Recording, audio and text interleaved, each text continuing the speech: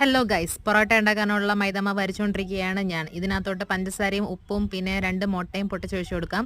പിന്നെ ആവശ്യത്തിന് വെള്ളം ഒഴിച്ചിട്ട് നല്ലതുപോലെ ഒന്ന് കുഴച്ച് മറിച്ചെടുത്ത് കൊടുക്കാം. പൊറോട്ട ഉണ്ടാക്കാൻ അങ്ങനെ നേരം കാലമൊന്നുമില്ല. നാട്ടിലെ പൊറോട്ട കഴിക്കാനാണ് ആഗ്രഹം തോന്നുമ്പോഴത്തേക്ക് അങ്ങ് ഉണ്ടാക്കി എടുക്കും. പൊറോട്ട ഉണ്ടാക്കാൻ വലിയ എക്സ്പെർട്ട് ഒന്നും അല്ലെങ്കിൽ അത്യാവശ്യം കൊതിക്ക് വേണ്ടിയുള്ളത് തട്ടിക്കുട്ടിക്ക് എങ്ങനെയെങ്കിലൊക്കെ ഉണ്ടാക്കിയെടുക്കുന്നേ.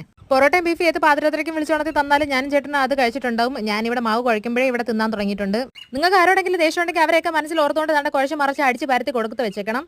പൊറോട്ട സോഫ്റ്റ് ആവണമെങ്കിൽ ഇതുപോലെ നല്ലതുപോലെ ഇടിച്ച് കുഴക്കണമെന്ന് ആരോ പറഞ്ഞ് കേട്ടിട്ടുണ്ട്. ബാക്കി മാവ് കുഴക്കാനുള്ള ടാസ്ക് ജോലി കഴിഞ്ഞ് വന്ന ചേട്ടനെ അങ്ങ് ഏൽപ്പിച്ചു.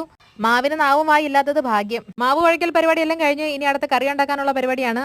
ചേട്ടൻ ആ സമയത്ത് ഓരോ മാവ് എടുത്ത് വലിച്ചു കീറി ഓരോ മൂലയ്ക്ക് എടുത്ത് വെക്കുന്നുണ്ട്. ഒരു സൈഡ് മാറി നിന്ന് എല്ലാം നോക്കി പഠിക്കുകയാണ്. ചേട്ടന്റെ പൊറോട്ട അടി കണ്ടാൽ തോന്നുന്നു മുമ്പ് ചായക്കടയിൽ നിന്ന് നല്ല എക്സ്പീരിയൻസ് ഉണ്ടെന്ന്. ഒരു എക്സ്പീരിയൻസും ഇല്ല. വേറെ പണിയൊന്നും കിട്ടിയില്ലെങ്കിലും പൊറോട്ട അടിച്ചെങ്കിലും നമുക്ക് ജീവിക്കാമെന്നാണ് ചേട്ടൻ പറയുന്നത്. അങ്ങനെ സ്വന്തമായിട്ട് ഉണ്ടാക്കിയ പൊറോട്ടയുടെ ഭംഗി ആസ്വദിച്ചുകൊണ്ട് ചേട്ടൻ അവിടെ നിന്ന് സ്ഥലം വിട്ടിരിക്കുകയാണ്. ഇതിന്റെ ഫുൾ വീഡിയോ ഞാൻ അപ്ലോഡ് ചെയ്തിട്ടുണ്ട്. അപ്പോൾ എല്ലാവർക്കും tata, bye bye, see U.